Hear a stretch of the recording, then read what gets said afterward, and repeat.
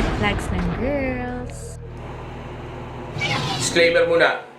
Gusto munang ipaalam sa lahat na ang tanging rason kung bakit ko ginawa ang video na ito ay hindi naman para manakit o manira ng kapwa, kundi para magbigay lamang ng sarili kong opinyon.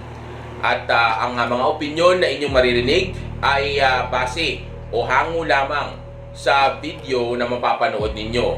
Hindi ko kilala ang taong kasama dito sa video na ito. Hindi ko alam ang tunay niyang buhay. Okay? Hindi ko rin alam kung yung mga maririnig ninyo sa tao na ito ay totoo ba o miniminya ba sa tunay na buhay. Okay? Dahil gaya nga ng sabi ko, ako ay magre-react lang sa video na ginawa niya. Iwasan niyo yung sobrang needy. Oh my gosh, yung tipong kada galaw ng oras dapat magka-chat kayo o kaya magkasama kayo. Wala ka bang ibang pinagkakabisihan, girl? Well, totoo yan. Ako man ay ayaw ko ng babae na palaging nangungulit o palaging nagchat-chat o tawag ng tawag sa akin dahil ako ay napaka-busy tao. Pero here's the thing. Kahit papano, gusto ko din na ang isang babae ay palagi akong gustong makasama, gusto akong makita, o gusto akong makausap, o gusto akong sabihin na nating pinapansin ko siya. Okay? Dahil para sa akin, ako ay naniniwala na kapag kaganyan ng babae, ibig sabihin, ito ay may mataas na interest at mataas na attraction sa akin. Kaya nga siya ganyan. Okay? Kaya kahit papano, yung ganyang kaugalian ng babae ay nagugustuhan ko din. Huwag lang siyang makulit. Okay? Kumbaga, balansihin niya lang. Ayoko naman ng babae na halos hindi man lang ako naaalala. Pero, since napaka-busy ko ng tao, okay? Then kapag ka nag-chat siya o tinawagan niya ako, hindi ko rin naman siya makukontak. Okay, alam ko na parang hindi siya nagme-make sense na parang bakit gusto mong i-chat ka ba? Bakit gusto mong sabihin na nating tatawagan ka pa? Yung pala hindi mo rin naman pala papansinin dahil nakatuto ka pala sa trabaho mo, sa purpose mo, at self-improvement mo. Well, actually, hindi ko naman gusto na kontakin niya ako palagi. Kumbaga, kung gagawin sa akin ng babae yan, yung let's say kahit papano sa umaga mag-good morning siya, pero hindi naman niya kinukuha yung oras ko, let's say nagparamdam lang siya, okay? Pagka ginagawa nga niya yung ganyan, ay sabihin natin nalalaman ko na mataas ang interest at ang attraction niya sa akin. Pero kung hindi naman niyang gagawin ng babae, wala din akong pakialam. Okay, yun nga lang, gusto ko din na naggaganon siya. Okay? Pero again, ayoko nang kinukuha ang oras ko, yun nangungulit, nangaaway, o nanghihingi pa ng update ko anong ginagawa ko, okay? Ang gusto kong babae ay yung masunurin,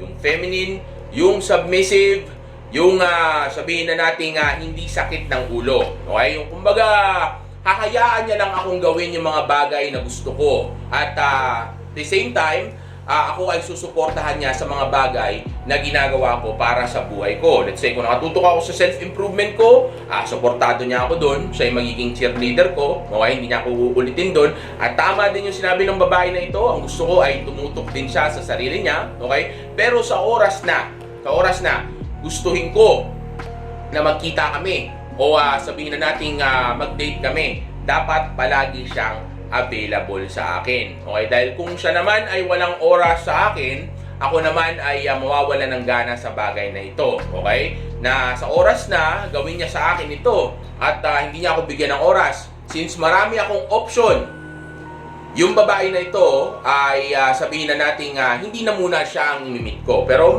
yung iba, sabihin niyan, itatapon nila o hindi na nila kakausapin pa. Ako kasi hindi ako ganyan. Hindi ako pala tapon ng babae. Okay? Kahit na ang babae ay sabihin na natin kahit papano ay may nagawa ng mali, okay? Kadalasan ang ginagawa ko dyan ay inaano ko lang, dinidisiplina ko, okay? It's either hindi ko muna kakausapin ng isang linggo o hindi ko i-meet, okay? O sabihin na natin hindi ko muna pagbibigyan sa mga oras na gusto niyang makita ako. Okay, well actually ako naman talaga nagde-decide niyan kung kailan kami magkikita. Pero ang ibig sabihin ko ay kumbaga after niya na gumawa ng isang bagay na hindi tama sa akin, didisiplinahin ko muna siya. Hindi lang sa salita, kundi lalong-lalo na sa gawa. Okay? Kumbaga, sa oras na may gawin siyang hindi maganda, instead na i-call out ko siya sa salita, ang gagawin ko ay ipapakita ko sa kanya na pwede akong mawala. Okay? Ganyan ang ginagawa ko sa babae. Pero hindi ko basta-basta tinatapon. Hanggat hindi ka tapon-tapon yung bagay na ginawa niya. Okay? Kumbaga, wala namang ginawang mabigat, bakit ko itatapon? Total, hindi ko naman siya syota. Dinidate ko lang naman. Okay? At isa siya sa mga rotation ko. Okay? Di sayang pagka tinapon ko yun. Paano kung dumating ang time, yung isa naman ang hindi pwedeng makipagkita sa akin o walang oras sa akin, at least siya naman yung makukuha ko. Kumbaga, ang ibig sabihin ko lang, kapag hindi niya ako pinrioritize, then hindi ko rin siya bibigyan ng oras ko. Okay? Hindi dahil gumaganti ako, okay? Kundi para malaman niya na kung hindi niya ako itatrato na parang hari, o hindi niya ako itatrato na espesyal, okay? Then mawawalan ako ng oras sa kanya. Alam ko marami namang kalalakihan dyan. Di kung merong ibang kalalakihan dyan, lumipat na lang siya sa iba. Kasi ang gusto ko na babae na makakasama ko o sabihin na natin magiging parte ng roster ko o ng rotation ko ay yung babae na submissive o yung sumusunod sa akin o itatrato ako ng maayos. Dahil kung itatrato niya ako ng maayos, then itatrato ko rin siya ng maayos. Kumbaga, may time ako sa kanya kapag yung oras na yon ay siya na yung imimit ko o kakausapin ko, okay? Pero kung hindi pa rin siya yun, then of course, hindi muna para sa kanya yung oras ko. Pero pagdating ng time na oras niya na para magkita kami, then ibibigay ko sa kanya yung oras ko. Ay parang magiging reward niya ito sa pagiging mabait niya, masunurin niya, pag-aalaga niya ng sarili niya, pagiging feminine niya, pagiging submissive niya, o sabihin na natin yung pagpapakita niya sa akin kung gaano ako kaimportante sa kanya. Kasi ako, ang gusto kong babae ay yung babae na parang ako yung nililigawan niya. Okay? Hindi yung ako yung nanliligaw sa kanya. Dahil tandaan nyo, ang lalaki, ang price. We are the price. Tayo ang mas maraming kayang i-provide o i-offer sa table kumpara sa mga kababaihan. Yes, kaya ng babae na bigyan tayo ng happy-happy sa loob ng kwarto. Yes, kaya nila tayong bigyan ng anak. Okay? Yes, kaya nila tayong bigyan ng domestic comfort. Okay? Pero lahat ng mga bagay na kaya nilang ibigay sa atin o dun sa yung mga bagay na minention ko kanina, lahat yung mga bagay na yan ay kayang-kaya rin natin ibigay sa kanila. Pero yung mga bagay na kaya nating i-provide sa isang relasyon, sa dating o kasalman, okay, ay hindi nila kayang ibigay sa atin. Okay? Kaya dapat, kung ibibigay mo man ang oras mo sa isang babae, tandaan mo, dapat ito ay parang maging price. Let her earn your time. Let her earn your attention. Okay? Dahil sa way na yon, mas ma-appreciate niya yung oras mo kapag ka nakuha niya ito. At ito rin ang rason kung bakit gusto ko na yung babae ay kahit papano ay siya yung naghahabol o siya yung sabihin na natin palaging nagpaparamdam sa akin kahit na wala pa akong oras sa kanya. Kasi dahil sa bagay na iyan, kapag ka dumating sa bagay na iyan, makikita ko na itong babae na ito ay yung babae na may mas mataas na interest o attraction nga sa akin. Kasi ako yung uri ng lalaki na kapag ka pumili ako ng babae, mas gusto ko yung babae na may genuine na attraction sa akin o yung mas gusto ako kesa dun sa babae na ako pa yung maghahabol o gagawa ako ng bagay para magustuhan niya ako. Okay? Wala akong oras para dyan. Kung gusto mo ako, then let's do it kung gusto din kita, okay? Pero kung hindi mo ako gusto at kailangan may gawin pa ako para lang magustuhan mo ko, then sa'yo na yung book mo. At saka, men love the chase. Bigay mo yun sa kanya. Tingnan mo tong advice na ito. Sobrang contradicting. Sabi niya kanina, wag daw gawin sa lalaki na kunin palagi ang oras nito. Okay? Dahil red flag daw ito. Okay? Pero sa bandang dulo naman, sinabi niya na gusto raw ng lalaki na naghahabol. O di ba't kukunin din nun yung oras ng lalaki na yon? Ako ayoko nang naghahabol. Okay? Dahil ako, napakarami kong ang ginagawang ibang bagay. Okay? Nasa oras na makita ko na ang babae ay nagpapahabol sa akin o nag-iinarte, mawawalan ako ng gana. Kung may mga lalaki man, okay, na gusto na naghahabol, ito yung mga beta male, ito yung mga mga simp, okay? Dahil itong mga ito, wala silang ibang option. Okay, kaya nga gaya ng sabi ko sa inyo kanina, sa oras na ang isang babae ay mag-inarte sa akin, ibang babae na lang muna ang imimit ko. Hindi ko hahabulin, hindi ko anuhin yan, ipiplease yan, o hindi ako magmamakaawa sa babae na iyan. Hahayaan ko siya na gawin niya kung ano yung gusto niyang gawin. Sa totoo lang, hindi men yung dapat na tinutukoy niya dito. Dapat yung mga boys, okay, yung mga immature. Dahil ang isang tunay na lalaki o immature na lalaki, ito ang focus nito ay yung grind at purpose niya at self-improvement niya. Okay? Hindi yung babae. Okay? Dahil yung mga lalaki na ang focus ay babae, ito yung mga isip bata, yung mga boys. Okay? Pero yung men, yung tunay na lalaki, ang focus niyan ay yung magpapaganda sa buhay niya. At gaya ng sabi ko kanina, kung mapapansin niyo, contradicting yung sinasabi niya, di ba? Sabi niya, huwag daw kunin yung oras ng lalaki palagi o huwag daw maging needy, okay? Kumbaga red flag nga yun dahil kinukuha mo yung oras ng lalaki, okay? Pero sa dulo naman sinabi niya gusto raw ng lalaki ng mag-chase. Kumbaga, magpahabol ka sa lalaki. So, parang it doesn't make sense. Di ba? Hindi siya nag-make sense. Kala ko ba, huwag mong kunin yung oras ng lalaki tapos biglang magpapahabol ka naman ngayon. Okay? Nasa oras na. Sa akin nga gawin niya ng babae. Maniwala ka sa akin, mawawalan ako ng gana. Mata-turn off ako sa kanya. Kasi wala akong oras para sa babae na maghabol. Okay? Wala akong time dyan. Hindi mo lang pumapasok sa utak ko yan o isa yan sa mga kaugalian ko. Number 2, hindi siya confident sa sarili niya. Yung tipong maganda naman siya, yun nga lang natatabunan ng insecurities niya. Well, totoo din naman yan. Maganda rin naman na ang isang babae ay maging kumpiyansa sa sarili niya. But here's the thing. Ito yung palagi kong sinasabi sa inyo. Hindi alam ng babae ang nature nila.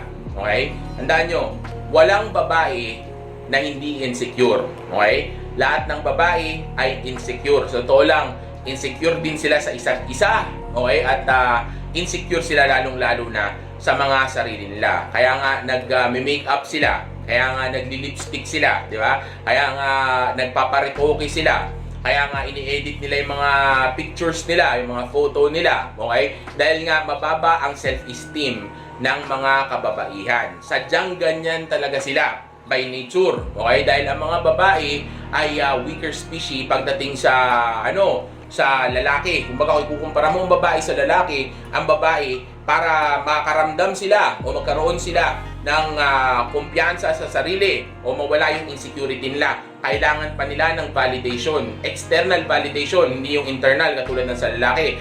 Kasi ang lalaki, para makaramdam siya ng confidence sa sarili niya, ang kailangan niyang gawin ay i-improve ang sarili niya o sabihin na natin matutunan niya ang isang bagay para maging kumpiyansa siya dito. Like for example, kung hindi ka marunong mag-basketball tapos naglaro ka ng first time ngayon, paano ka magiging kumpiyansa sa pagbabasketball kung wala ka namang experience? Pero once may experience mo ito at gumaling ang isang lalaki dito, maniwala ka sa akin, yung lalaki magkakaroon siya ng kumpiyansa sa sarili niya. Ganon din sa pambababae. Kung walang ganong experience ang isang lalaki sa pambababae, natural hindi siya ganong kakumpiyansa dito. Pero pagka marami siyang experience sa pambababae, then tataas ang kumpiyansa niya. Pagdating naman sa babae, okay? Para maging kumpiyansa naman ang babae, ang kailangan naman niya ay yung external validation nga. Kumbaga, dapat may nagsasabi sa kanya na maganda siya, may nagsasabi sa kanya na sexy siya, o may nagsasabi sa kanya na magaling siya, okay, para maniwala siya na kumpiyansa siya. Kasi by nature, ang babae ay insecure. Kaya nga kailangan nila ng lalaki sa mundo para mag-survive. Dahil nga ang babae ay sadyang nilikha para maging dependent sa lalaki. Okay, tandaan ninyo, noong ginawa ng Diyos si Adan, si Eva ay kinuha lang sa tadyang ng tao na ito mismo. Kumbaga kay Adan, okay? Kaya si Adan o si Eva ay sadyang sabihin na nating dependent talaga sa lalaki. Kumbaga kung walang lalaki o walang magbabalidate sa kanya o walang magbibigay sa kanya ng security, okay? Ang babae na ito ay di makaka-develop kumpiyansa sa sarili niya. Okay? Saan ka nakakita ng babae na sinasabi niya na dapat maging confident ka o confident ako sa sarili ko pero naka-make up siya? Yung ba sabihin, gusto lang naman niya maging presentable. O bakit di mo lang tanggalin yung makeup mo? Kung talagang gusto mo lang naman palang maging presentable. Presentable naman pala eh. May kumpiyansa ka naman pala eh. Di ba? So, bakit di mo lang tanggalin yung makeup mo? Bakit di mo lang i-edit yung photo mo? Kumpiyansa ka naman sa sarili mo, di ba? Pero tayong mga lalaki, minsan lalabas tayo, naka-boxer shorts lang, di ba? O kaya magkukuha ka ng video, minsan wala pang damit, okay? O kaya kung ano lang itsura mo, ano itsura ng buhok mo. Pero syempre, dapat presentable pa rin ang lalaki. Mag-ayos pa din, okay? Pero ang ibig sabihin ko dito is, ang kumpiyansa ng lalaki ay hindi niya kinukuha sa external validation. Kung kaya niyang i-validate ang sarili niya sa pamamagitan nga ng self-improvement at experience. Okay? Pero ang babae, para maging kumpiyansa siya, kailangan may magbabalidate sa kanya sa labas. May magbibigay sa kanya ng atensyon. Kumbaga, may tititig sa kanya na lalaki, o may magla-like, o magpupuso sa post niya, okay? Para malaman lang niya na ang galing pala ng ginawa niya, o maganda pala siya ngayon, okay? O sabihin na natin attractive pala siya. Pero sa oras na ang isang o mga kalalakihan o mga tao sa paligid ay hindi siya bigyan ng atensyon o hindi siya bigyan ng validation, maniwala kayo sa akin, yung kumpiyansa ng babae, babagsak at babagsak yan. Okay? Kaya nga pala ko sinasabi sa inyo, huwag kayong mag-simp, huwag kayong magpakabeta, huwag niyong ibigay yung attention nyo o yung free attention nyo sa mga kababaihan. Kasi kung hindi nyo ibibigay yung free attention na yan, maniwala kayo sa akin, yung babae, hindi lalaki ang ulo niya, hindi tataas ang tingin niya sa sarili niya. Kasi binabase niya ang value niya sa kung ano ang iniisip o sinasabi ng mga tao sa paligid niya. Tulad nung unang panahon, ang mga babae, hindi nila kayang mag-survive ng mag-isa. Okay? Dahil kung may mga hayop sa paligid na mababangis, o sabihin na natin kung gusto nilang kumain, o sabihin na natin gagawin silang mabibigat na trabaho para mag-survive sila at yung magiging anak nila, ang kailangan nila ay yung lalaki. Okay? Dahil nga yung lalaki ay mas dominant o sabihin natin stronger species kumpara sa babae. Okay? Dahil ang babae ay weaker species. Mas mahina ang babae. Kaya kailangan niya ng grupo, kailangan niya ng lalaki para mag-survive. Kaya kung ang babae ay insecure, wala naman akong problema dyan. Dahil nga naiintindihan ko kung ano ang female nature. Kaya kahit na sabihin ng babae na kaya niya maging strong, independent, pero may asawa siya, okay, pinagtatawanan ko lang ito. Dahil kung talagang strong, independent ka, then bakit nag-aasawa ka? Bakit naghahanap ka ng lalaki? Ano yun? Para lang sa elbow? Kalokohan yun. Ang babae ay wired o parte ng nature nila na maghanap ng mga kasama nila sa buhay o yung sabihin natin magkaroon ng lalaki o magkaroon ng pamilya o magkaroon ng grupo para mag-survive. Dahil kung mag-isa lang siya, lalo na kung may anak na siya, mahihirapan ang babae na ito na mag-survive sa mundo na ito dahil ang mundo na ito, ang nire-reward niya o sabihin na natin ang mga nagsusurvive lang ay yung mga malalakas. And unfortunately, sa mga kababaihan, they strong enough. Wala naman kasing perfect na tao, pero lahat naman tayo ay gifted with strengths and assets. Totoo din yan. Actually, totoo lang, ang dami naman mga bagay na nag-a-agree ako sa babae na ito. Ang bagay lang na gusto kong maintindihan ninyo ay mostly sa sinasabi niya, hindi niya naiintindihan. Okay? Kung mapapakinggan ninyo, gaya ng sabi nga niya, lahat naman daw ng tao ay binigyan ng strength or ng asset. Okay? Kumbaga, meron kang palaging advantage o merong something na special sa iyo. Which is actually bagay na totoo. Kaso nga lang ang problema, ang mga kababaihan, hindi nila na-appreciate kung sino sila talaga. Para ma-appreciate nila ang sarili nila, kailangan may magbabalidate sa kanila. Kaya nga maraming mga kababaihan ngayon na nagpaparitoke kahit na ang ayos naman na ng mga itsura nila. Nang dahil nga sa insecurity lang nila. Kasi nakikita nila na yung ibang mga babae na nagparitoke ng ilong o nagparitoke ng katawan ay mas maraming nagbabalidate. Kaya ngayon kinakainggitan nila ito at since gusto nila makuha yung ganong klaseng validation, pinaparitoke na rin nila pati yung mga sarili nila. Dahil kung talagang totoo na kumpiyansa ang isang babae sa sarili niya, okay? Then hindi niya na kailangan pa na magparitoke o mag-makeup o dayain yung itsura niya, okay? Dahil nga, ang sabi niya, kumpiyansa siya, di ba? Kwento ko lang, nung ganito ako dati, lagi akong parang insecure sa relationship. Yung parang isang mali ko lang, iiwan na ako ni jowa o kaya baka ipagpalit niya ako agad. Again, tama din naman siya. May mga ganyang klaseng babae talaga. Actually, lahat ng babae ay ganyan. Kung ang lalaki na makikilala niya ay isang lalaki na nire-respeto niya, tinitingala niya, o lalaki na may mataas na value, na takot siyang mawala. Okay?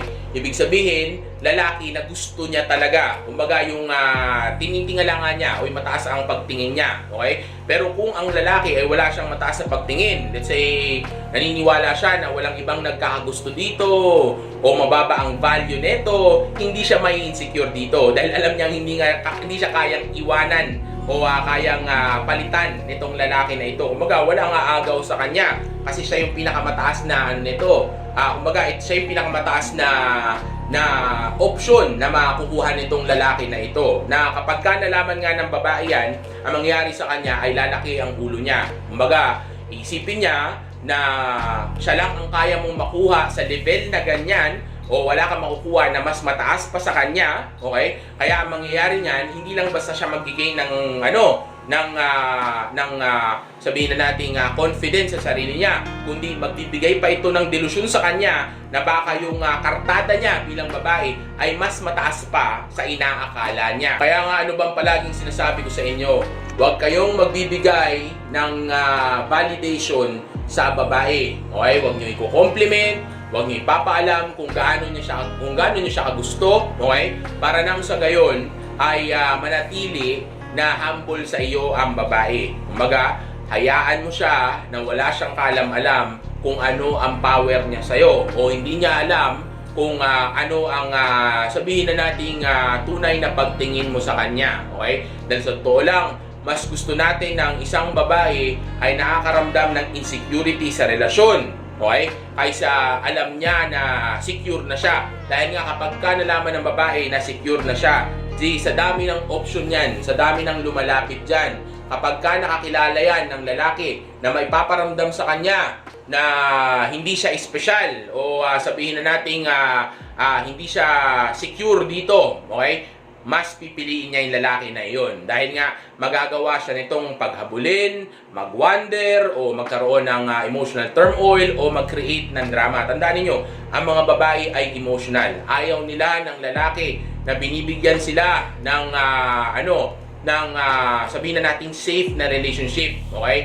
Boring yun para sa kanila. Ang gusto nilang lalaki ay yung lalaki na palagi sila mapapag-isip, o yung chase nila, o yung pinaghihirapan nila, okay? Dahil nga kapag ka ang lalaki ay easy o madaling makuha, hindi ito magiging challenge sa kanila. Kumbaga, mababato nga sila. Isipin nyo, imagine niyo lang, paano kung ang babae na ito, ang makilala niyang lalaki ay si Gerald Anderson, o sabihin na natin isang pre-selected na celebrity. Kumbaga, yung maraming nagkakagusto, mataas ang value, o sabihin na nating guwapo, okay, kumbaga yung mataas nga yung value, okay, kumbaga yung isang lalaki na pinag-aagawan nga, pre-selected, okay, sa tingin nyo ba hindi siya makakaramdam ng insecurity? Sa tingin nyo ba hindi siya matatakot na baka iwanan siya nito? Sa tingin nyo ba hindi siya sabihin na nating mag-iisip tungkol sa lalaki na ito? Di ba? Yan yung sinasabi ko. Kasi, again, ang babae, hindi nila alam ang tunay nilang gusto. Hindi nila alam ang sarili nila o kilala ang sarili nila. Hindi nila alam ang tunay nilang nature. Okay? Kaya hindi ako naniniwala na hindi nila kayang maging hindi insecure. Okay?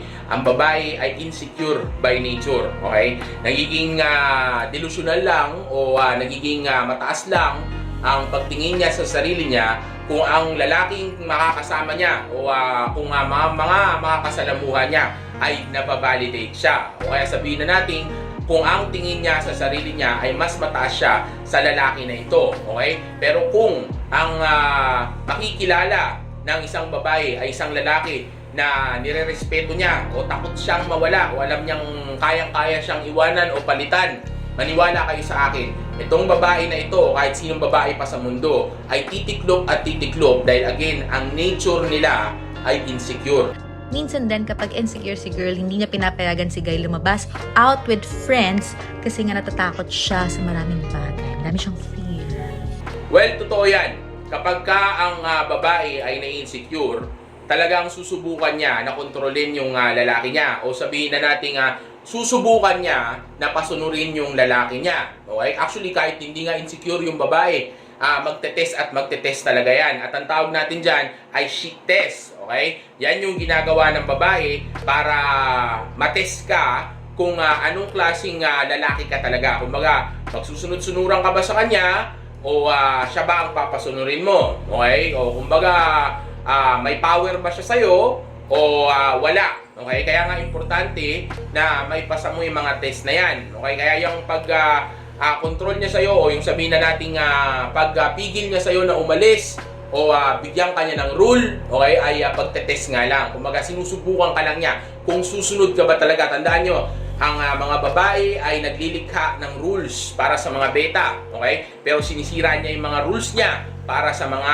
alpha, okay? Kaya nga may nagtatanan o tumatakas sa mga pamilya nila o tumatakas sa mga magulang niya para lang makipagkita sa lalaki, okay? Dahil nga may mataas siyang interest at mataas na attraction sa lalaki na ito. Pero kung mababa ang interest at ang attraction ng babae na ito para sa lalaki na ito, gagawa siya ng mga rules. Sabihin niya na hindi ako pwedeng lumabas ngayon, ayaw ng nanay ko, o sabihin na nating hindi ako pwede ngayon kasi may gagawin ako, okay? Pero kung gustong-gusto niya yung lalaki, okay? Like for example, ang mga kasama niya ay isang young Brad Pitt. Isipin mo, Brad Pitt young Brad Pitt ngayong gabi. Kahit na may exams pa siya bukas, lalabas at lalabas ng bahay yan. Okay? At sa totoo lang, hindi kailangan ni young Brad Pitt o ng kahit sinong lalaki na may mataas siyang pagtingin na magpaalam pa sa kanya kung may lakad ito. Dahil siya mismo ay matatakot na kumbaga ay utusan o bigyan ng command ang lalaki na ito dahil nga may mataas siyang interest at attraction dito o mataas na respeto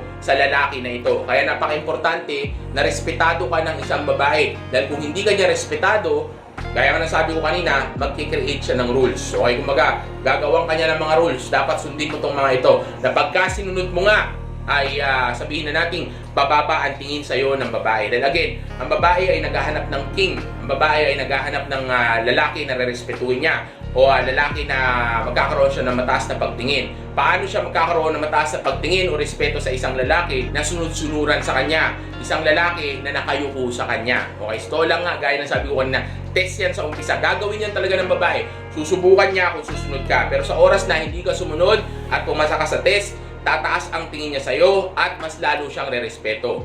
Number 3, malabo. Malabo siyang kausap. She does not know how to communicate her feelings clearly. Yung when something's wrong, tapos sa tanongin ni Guy kung may problema ba, ang sagot niya ay, wala.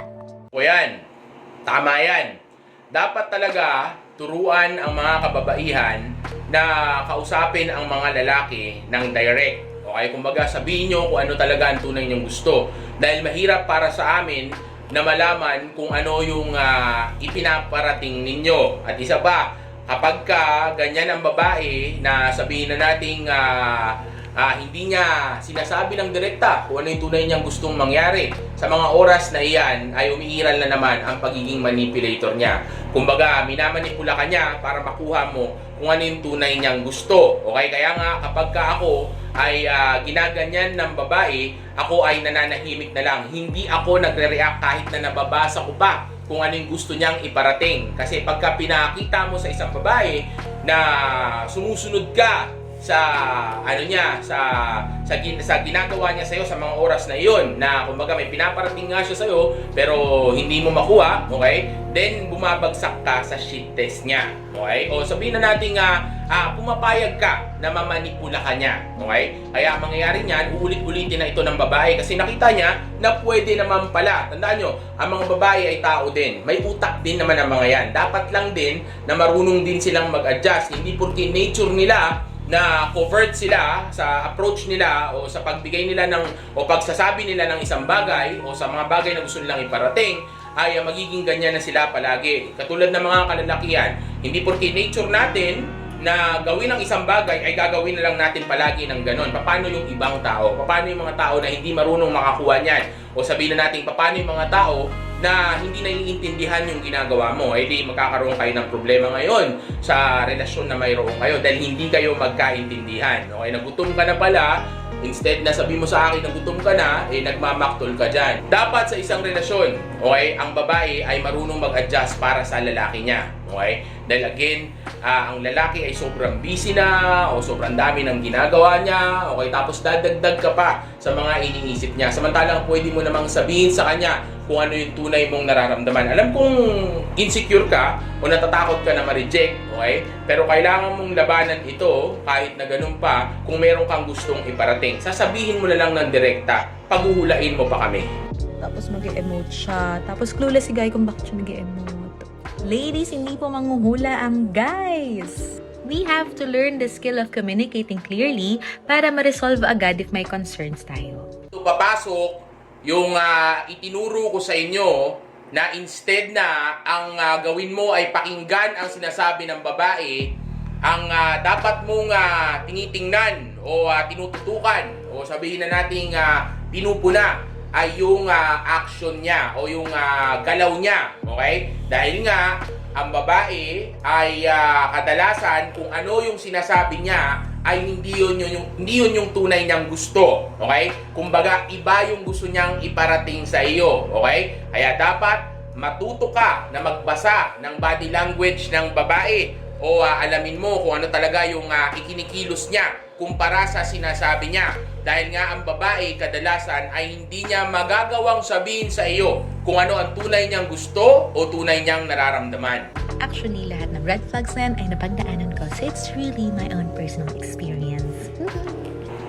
Well, majority ng mga babae na nakilala ko ay may mga experience na rin sa relationship o sa dating. Okay? Majority sa kanila. Okay? Pero yung mga hindi, yung minority, okay? Ito yung mga wala pang experience. Okay? Pero majority ng mga nakilala ko ay may experience na din sa dating nga at sa relationship. Okay? Pero here's the thing. Okay? Here's the thing. Kahit na may experience pa sila, okay? Ang babae, kadalasan, ay hindi natututo sa mga nangyayari sa kanila. Okay? Dahil ang susi sa babae ay yung emosyon lang nila. Once makuha mo ang emosyon ng babae o magkaroon ito ng mataas na attraction level at interest level sa iyo, maniwala ka sa akin, kung ano man yung katangahan na ginawa niya noon o mga mali niya noon, gagawin at gagawin niya ulit yun ngayon. So kung ikaw to ngayon, girl, there's still time to be better. Work on yourself first before you work out a relationship. Again, ang babae ay emotional, hindi sila logical. So kahit na ano pang matutunan nila o kahit na ano pang madiskubre nila o libro na mabasa nila, kung makukuha mo ang emosyon ng babae, ang babae na ito ay sabihin na nating mapapasunod o sasablay pa din. Okay, kumbaga hindi pa rin nila magagawa yung mga bagay na natutunan nila. Okay, dahil nga ang babae ay emotional, nirurulang utak nila ng emosyon nila. Kaya nga maraming single mom. Kaya nga sabihin na nating maraming babae na naghahabol sa mga lalaki na dapat hindi naman yun yung hinahabol nila. Okay? Nang dahil lang yan sa emosyon nila. Okay? Kaya pagdating sa dating, ang pinaka-best na advice na maibibigay ko sa iyo, okay, ay walang iba kundi kunin mo lang ang emosyon ng babae. Huwag ka nang mag-overthink, ayusin mo yung sarili mo, mag-self-improve ka, mag-focus ka sa grind and purpose mo, tapos mag-aral ka ng game at maniwala ka sa akin, G. Kahit sinong babae na makikilala mo, basta alam mo ang female nature at equip ka ng game, magiging madali para ito sa iyo o magiging madali para sa iyo na itong babae na ito ay mapasunod mo at gawin niya lahat ng gusto mo.